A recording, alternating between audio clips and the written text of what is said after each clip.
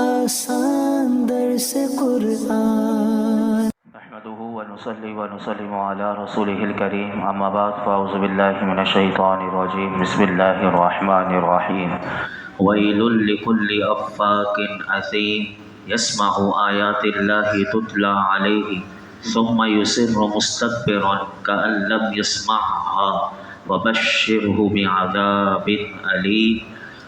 ہر بڑے بہتان باندھنے والے گناہگار کے لیے خرابی ہے جو اللہ کی آیتوں کو سنتا ہے کہ اس کے سامنے پڑھی جاتی ہیں، پھر تکبر کرتے ہوئے ضد پر ڈٹ جاتا ہے، گویا اس نے ان آیتوں کو سنا ہی نہیں، تو ایسے کو دردناک عذاب کی خوشخبری سناؤ۔ اللہ رب العالمین نے اس سے پہلے والی آیت میں بیان فرمایا کہ کافر اللہ کو چھوڑ کر اور اس کی آیتوں کو چھوڑ کر کون سی بات پر ایمان لائیں گے۔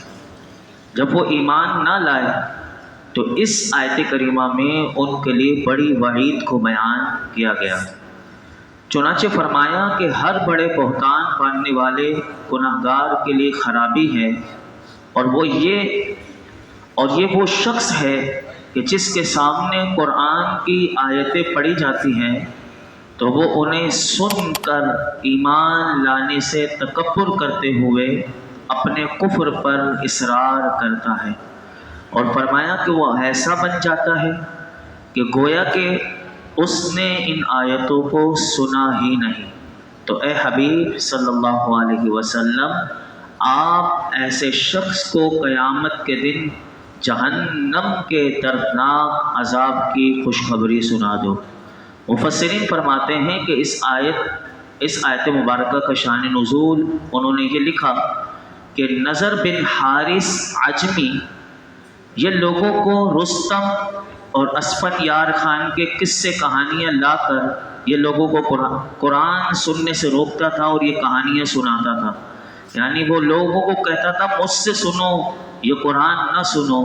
اس کے بارے میں یہ آیت کریمہ نازل ہوئی، لیکن مفسرین یہ بات علماء نے لکھی یہاں پر، اس آیت کا نزول شان نزول اگرچہ نضر بن حارث کے لیے خاص ہے، لیکن اس وعید میں ہر وہ شخص داخل ہے کہ جو دین کو نقصان پہنچائے اور ایمان لانے اور قرآن سننے سے تکبر کرے، کہ اسے قرآن سننا یعنی اس کی طبیعت پر بڑا عجیب سا ہو اور اسے قرآن سننا اچھا نہ لگتا ہو اور قرآن سننے سے تکبر کرے، تو کہا وہ بھی اس آیت میں داخل ہے۔ آگے سنیے کیا ارشاد فرمایا، وَإِذَا عَلِمَ مِنْ آيَاتِنَا شَيْئًا اتَّخَذَهَا هُزُوًا أُولَٰئِكَ لَهُمْ عَذَابٌ مُّهِينٌ مِّن وَرَائِهِمْ جَهَنَّمُ وَلَا يُغْنِي عَنْهُم مَّا كَسَبُوا شَيْئًا وَلَا مَا اتَّخَذُوا مِن دُونِ اللَّهِ أَوْلِيَاءَ وَلَهُمْ عَذَابٌ عَظِيمٌ هَٰذَا هُدًى وَالَّذِينَ كَفَرُوا بِآيَاتِ رَبِّهِمْ لَهُمْ عَذَابٌ مِّن رِّجْزٍ أَلِيمٌ۔ اور جب اسے ہماری آیتوں میں سے کسی کا علم ہوتا ہے تو اسے ہنسی بنا لیتا ہے، ان کے لیے ذلیل کر دینے والا عذاب ہے، ان کے پیچھے جہنم ہے، اور ان کا کمایا ہوا مال انہیں کچھ کام نہ دے گا، اور وہ جنہیں اللہ کے سوا انہوں نے مددگار بنا رکھا ہے، اور ان کے لیے بڑا عذاب ہے۔ پھر فرمایا یہ عظیم ہدایت ہے، اور جنہوں نے اپنے رب کی آیتوں کو نہ مانا ان کے لیے سخت تر عذاب میں سے دردناک عذاب ہے۔ اللہ اکبر۔ اللہ رب العالمین نے ارشاد فرمایا کہ اس بڑے بہتان باندھنے والے اور گناہگار کا حال یہ ہے کہ فرمایا کہ جب اس تک ہماری کوئی آیت پہنچے اور اسے پتہ چل جائے کہ یہ رسول اللہ صلی اللہ علیہ وسلم پر نازل ہونے والی آیت ہے تو فرمایا وہ اس کا مذاق اڑانے لگتا ہے، اور صرف اس آیت کا مذاق اڑانے تک محدود نہیں رہتا بلکہ فرمایا پورے قرآن کا مذاق اڑانے لگتا ہے۔ تو ایسے لوگوں کے لیے جو بھی قرآن کا مذاق اڑائے، جیسے کافر تو یہ اڑاتے تھے، فرمایا کہ ایسے لوگوں کے لیے اللہ کی طرف سے ذلیل کر دینے والا عذاب ہے، اور اس کا انجام موت کے بعد بالآخر جہنم ہے، اور فرمایا ان کا کمایا ہوا مال انہیں کچھ کام نہ دے گا کہ جس پر وہ بہت تکبر کرتے ہیں، فخر کرتے ہیں، نازا ہیں۔ اور فرمایا کہ ایسے کافر کہ جو اللہ کو چھوڑ کر جن بتوں کی پوجا کرتے ہیں، فرمایا وہ بت بھی انہیں کچھ کام نہ دیں گے، اور ان کے لیے ایسا بڑا عذاب ہے کہ جس کی حقیقت انہیں معلوم نہیں۔ اور فرمایا کہ یہ قرآن حکیم کی تعریف اللہ نے بتائی کہ سنو یہ قرآن کیسا ہے، ھذا ھدیٰ۔ فرمایا کہ یہ عظیم، یہ قرآن ہدایت میں کمال کو پہنچا ہوا ہے۔ تو گویا کہ یہ عظیم ہدایت ہے، اور وہ لوگ کہ جنہوں نے اپنے رب کی آیتوں کو نہ مانا، ان کے لیے سخت تر عذاب میں سے دردناک عذاب ہے۔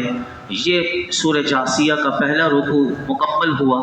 دوسرے رکوع کے آغاز میں بھی دیکھیے اللہ رب العالمین کیسے غور و فکر کی دعوت دے رہا ہے کہ قرآن میں انسان غور کرے، رب کی کائنات میں غور کرے۔ اب دیکھیے اللہ تعالیٰ آگے کیا فرماتا ہے، فرمایا اللہ الذی سخر لکم البحر لتجری الفلک فیہ بامرہ ولتبتغوا من فضلہ ولعلکم تشکرون۔ اللہ وہی ہے۔ اب دیکھیے کون تمہارا رب؟ فرمایا اللہ وہی ہے کہ جس نے دریا کو تمہارے تابع کر دیا کہ اس کے حکم سے اس میں کشتیاں چلیں، اور تاکہ تم اس کا فضل تلاش کرو، اور تاکہ تم شکر گزار بن جاؤ۔ اللہ نے فرمایا کہ اس آیت کریمہ میں کہ اللہ نے دریاؤں کی تسخیر کے ذریعے اپنی وحدانیت اور قدرت پر استدلال فرمایا۔ چنانچہ اللہ نے فرمایا اے لوگوں، معبود ہونا اسی کے لائق اور شایان شان ہے کہ جس نے دریا کو تمہارے تابع کر دیا، ورنہ کون ہے کہ جو اللہ کے تابع کرے بغیر دریا میں کشتی چلا کر دکھا دے؟ ورنہ پانی کا کام کیا ہے کہ اوپر سے کوئی پتھر بھی ڈالے تو وہ نیچے چلا جاتا ہے، لیکن کشتی مسافروں سے بھری ہوئی، سامان سے بھری ہوئی، لیکن کیسے وہ تیر رہی ہوتی ہے، وہ چل رہی ہوتی ہے۔ اللہ نے فرمایا غور تو کرو کہ وہ اللہ وہی ہے، معبود وہی ہے، عبادت کے لائق وہی ہے کہ جس نے دریا کو تمہارے تابع کر دیا۔ اور فرمایا اس تابع کرنے میں حکمتیں یہ ہیں کہ اس کے حکم سے دریا میں کشتیاں چلیں، یعنی کوئی یہ نہ سمجھے کہ میں چلا سکتا ہوں تو دریا میں چل رہی، یہ بتا دیا کہ چلتی بھی اس کے حکم سے ہے۔ اور تم دریائی سفر کرو، اور کشتیوں میں تم سفر کر کے کیا کرو؟ تو فرمایا تم تجارت کر کے اور دریا میں غوطہ زنی کے ذریعے تم موتی وغیرہ نکال کر اپنے رب کا فضل تلاش کرو، اور تم اللہ کی نعمت، اس کے کرم، اس کے فضل، اس کے احسان کا شکر ادا کر کے اس رب العالمین کا حق مانو۔ لہٰذا تم صرف اسی کی عبادت کرو، اور جس کام کا اس رب نے تمہیں حکم دیا ہے فرمایا وہ کرو، اور جس کام سے اس رب نے تمہیں منع کیا ہے اس کام سے باز آ جاؤ۔ پھر فرمایا وَسَخَّرَ لَكُم مَّا فِي السَّمَاوَاتِ وَمَا فِي الْأَرْضِ جَمِيعًا مِّنْهُ إِنَّ فِي ذَلِكَ لَآيَاتٍ لِقَوْمٍ يَتَفَكَّرُونَ۔ اور جو کچھ آسمانوں میں اور جو کچھ زمین میں ہے سب کا سب اپنی طرف سے تمہارے کام میں لگا دیا، بے شک اس میں سوچنے والوں کے لیے نشانیاں ہیں۔ یعنی یہ آیت کریمہ کتنا بڑا پیغام دے رہی ہے۔ اللہ تعالیٰ فرماتا ہے لوگوں جو کچھ آسمان میں ہے، جیسے سورج ہے، چاند ہے، ستارے ہیں، جو کچھ زمین میں ہے، جانور ہیں، درخت ہیں، پہاڑ ہیں، کشتیاں ہیں، فرمایا سب کا سب اللہ نے اپنے فضل اور رحمت سے تمہارے فائدے کے لیے اور مصلحت کے لیے کام میں لگا دیا کہ تمہیں اس سے فائدہ ملے، اور یہ اس کی مصلحت ہے۔ تو فرمایا لہٰذا تم اس کی حمد کرو، اس کی عبادت کرو، اسے معبود مانو، کیونکہ یہ نعمتیں تمہیں دینے میں اس رب کا کوئی شریک نہیں، بلکہ تم پر اتنے سارے انعامات کرنے میں وہ یکتا ہے، وہ ایک ہے، وہ واحد ہے۔ بے شک اس میں اللہ کی وحدانیت اور قدرت پر ان لوگوں کے لیے عظیم الشان نشانیاں ہیں کہ جو اللہ کی بنائی ہوئی صنعتوں میں غور و فکر کرتے ہیں اور ان دلائل میں غور کر کے وہ نصیحت حاصل کرتے ہیں۔ آج غور نہیں ہے تو دیکھ لیجئے کہ بندہ کتنا اللہ سے دور ہے، اتنا ہی دور ہے۔ جب بندہ غور کرتا ہے تو اسے رب کی معرفت بہت زیادہ ملتی ہے۔ یہاں پر علماء نے ایک بات لکھی اور وہ بڑی قابل غور ہے۔ یاد رکھیے گا کہ یہ جو غور و فکر کی دعوت دی گئی تو کبھی بھی اللہ کی ذات میں غور و فکر نہیں کرنا چاہیے. یہ بات ذہن میں رکھیے گا. اللہ کی ذات میں غور و فکر نہیں کر سکتے بلکہ اللہ کی بنائی ہوئی چیزوں میں غور کرنا چاہیے. کیوں؟ فرمایا کہ کیونکہ اللہ کی ذات میں غور و فکر کرنا بعض اوقات انسان کو کفر تک پہنچا دیتا ہے. کیوں؟ کیونکہ وہ انسانی عقل سے ماورا ہے، جبکہ اللہ کی بنائی ہوئی چیزوں میں غور و فکر کرنا یہ ایمان کی سعادتوں سے انسان کو سرفراز کر دیتا ہے. جیسا کہ میرے آقا علیہ الصلوۃ والسلام کی حدیث پاک سنیے. حضرت عبداللہ بن عمر رضی اللہ عنہما روایت کرتے ہیں کہ نبی کریم صلی اللہ علیہ وسلم نے ارشاد فرمایا، اللہ کی نعمتوں میں غور و فکر کرو اور اللہ کی ذات میں غور و فکر نہ کرو. اور ایک اور روایت میں حضرت عبداللہ بن عمر رضی اللہ عنہ روایت کرتے ہیں کہ نبی اکرم صلی اللہ علیہ وسلم نے ارشاد فرمایا، شیطان تم میں سے کسی کے پاس آ کر کہتا ہے. اب دیکھیے کہ کیوں منع کیا کہ اللہ کی ذات میں غور و فکر نہ کرنا. اب آج دیکھیے کہ دہریے قسم کے لوگ کتنے پیدا ہو گئے. آج اللہ کا انکار کرنے والے اتنے لوگ پیدا ہوتے چلے جا رہے ہیں. وہ بڑے بڑے اپنی عقل کے بوتے یعنی عقل کی وہ سوچ پر کہ وہ کیسے گمراہ ہوتے ہیں. اب دیکھیے اس حدیث پاک میں اس کا جواب آیا. میرے آقا علیہ الصلوۃ والسلام نے فرمایا، شیطان تم میں سے کسی کے پاس آ کر کہتا ہے کہ آسمان کو کس نے پیدا کیا، زمین کو کس نے پیدا کیا؟ تو وہ کہتا ہے جواب میں کہ اللہ نے پیدا کیا. اب دیکھیے شیطان حملہ کرتا ہے کہ جب وہ یہ پہلے اقرار کرواتا ہے کہ زمین و آسمان کو کس نے پیدا کیا، وہ جواب جب دیتا ہے کہ اللہ نے پیدا کیا، پھر شیطان اس کے دل میں ایک وسوسہ اور سوال ڈالتا ہے کہ اللہ کو کس نے پیدا کیا. یہ میرے آقا علیہ الصلوۃ والسلام نے بتایا. تو میرے آقا علیہ الصلوۃ والسلام نے فرمایا تیسرا سوال وہ ذہن میں یہ ڈالتا ہے کہ اللہ کو کس نے پیدا کیا. جب تم میں سے کوئی شخص ایسا سوال کسی سے سنے یا اس کے پاس آئے، یعنی شیطان کے چیلے بھی مارکیٹ میں ہوتے ہیں، وہ بھی یہ سوال ڈال سکتے ہیں ذہن میں کہ اللہ کو کس نے پیدا کیا، سب کو تو اللہ نے پیدا کیا. تو میرے آقا علیہ الصلوۃ والسلام نے اس کا جواب اپنی امت کو بتایا کہ جب تم میں سے کسی کے ذہن میں یہ سوال آئے اور وہ یہ سوال سنے تو وہ یہ کہہ دے کہ میں اللہ پر اور اس کے رسول پر ایمان لایا. یعنی یہ سوال سوچنا بھی نہیں، کیونکہ وہ جب سے تھا جب کچھ بھی نہیں تھا، اور جب کچھ بھی نہیں ہوگا پھر بھی وہ ہوگا. وہ ہمیشہ سے تھا، ہمیشہ ہے اور ہمیشہ رہے گا. تو یہ سوال کبھی نہ سوچے، یہ شیطان کی طرف سے ہے. تو یہ رب کی طرف سے یہ یہاں پر ہمیں باتیں میرے آقا علیہ الصلوۃ والسلام نے بتا دی.